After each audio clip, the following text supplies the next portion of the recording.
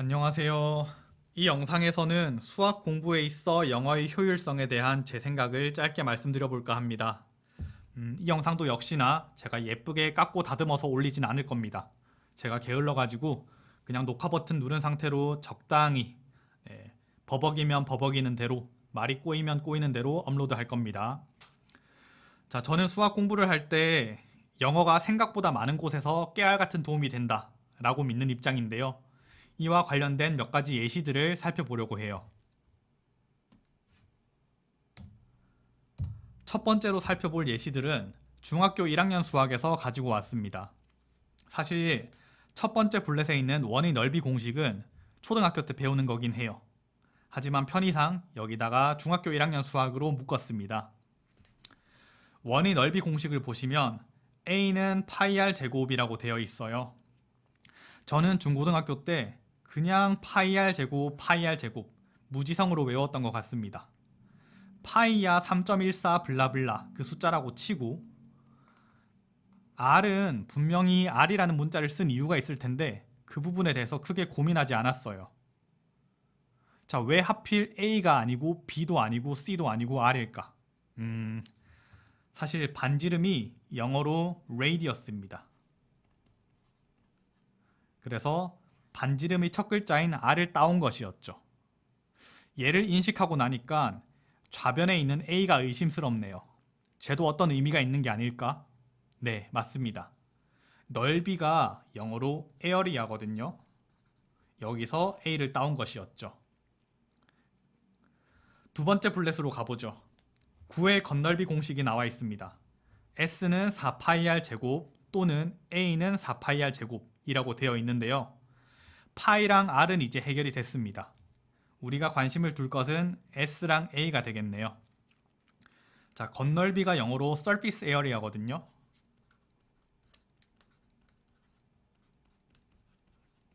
그래서 surface에 S를 따왔다.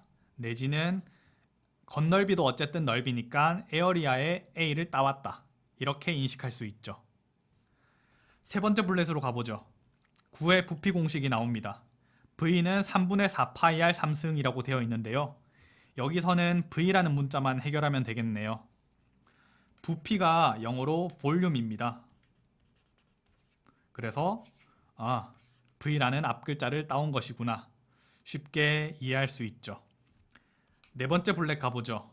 원기둥의 부피 공식이 나오는데요. V는 파이R 제곱 H라고 나옵니다.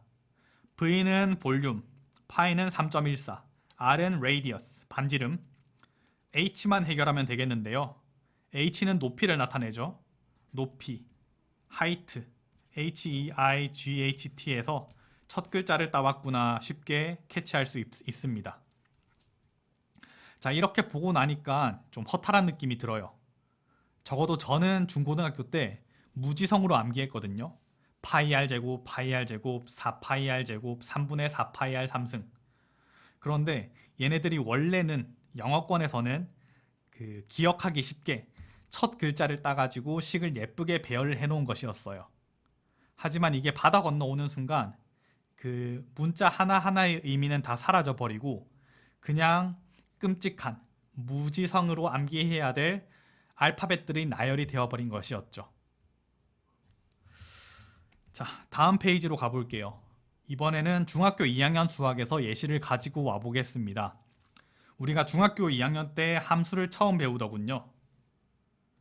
함수 f 괄호 x라는 식이 있는데요. 우리는 이걸 fx라고 읽어왔습니다.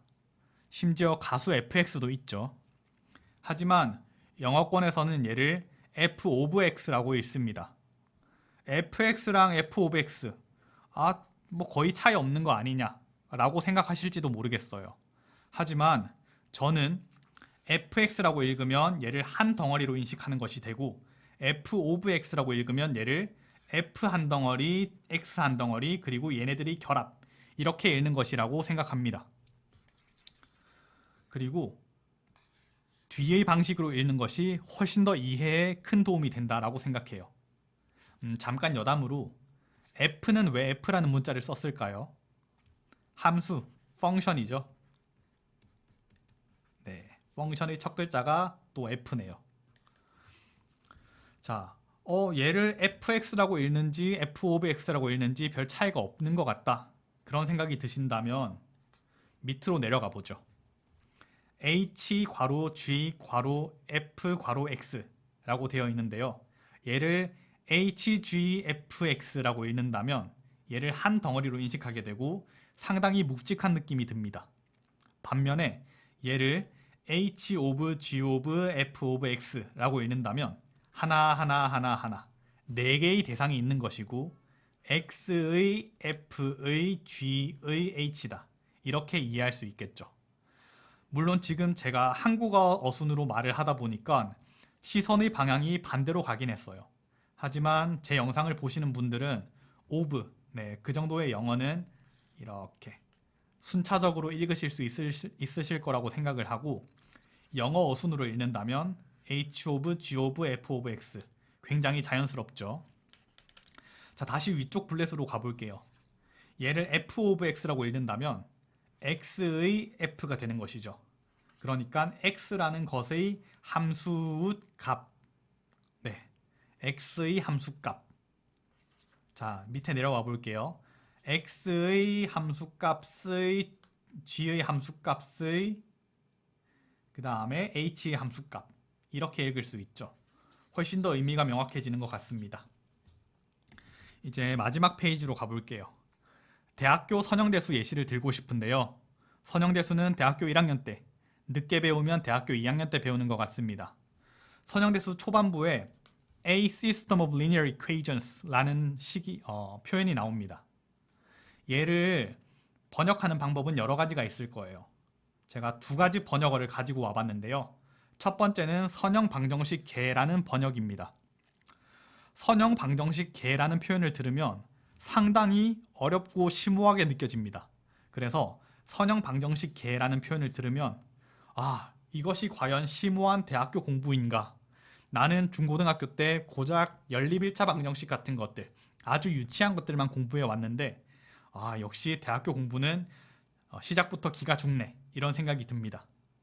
하지만 A system of linear equations, 얘를 다르게 번역하면 연립 1차 방정식이 되기도 해요.